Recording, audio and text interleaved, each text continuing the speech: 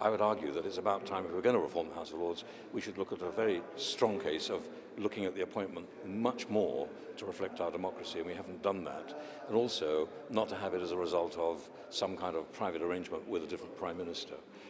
If I was really going to back something of this government, I would say that would be a really sensible reform.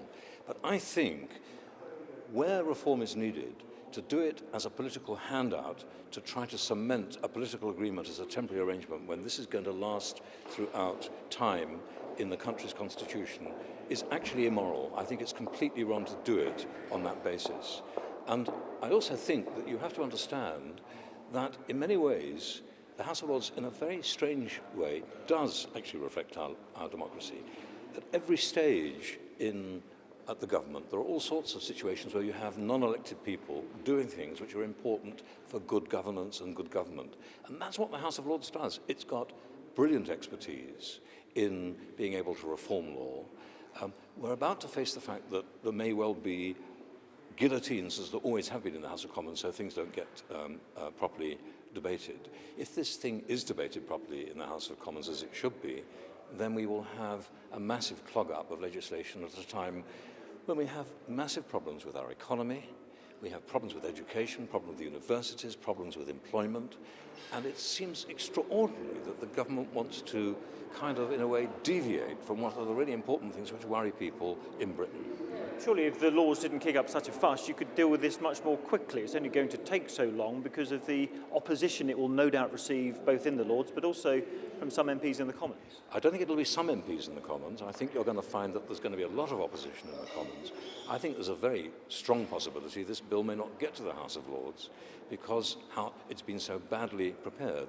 I mean, the idea, if you're going to elect a chamber, electing it for 15 years when it's not accountable, when they're not answerable to the electorate, but they may actually have primacy over the House of Commons because they'll say, I'm elected, therefore I can actually choose to turn this bill back or to actually defeat this bill completely. That's not what the Lords should be doing. But being elected once every 15 years is better than not being elected ever. No, I don't agree. The problem with the elected chamber one has to say this, it's an unpleasant thing to say, but increasingly in our democracy, so-called, we have members of the House of Commons who've never done a job of work.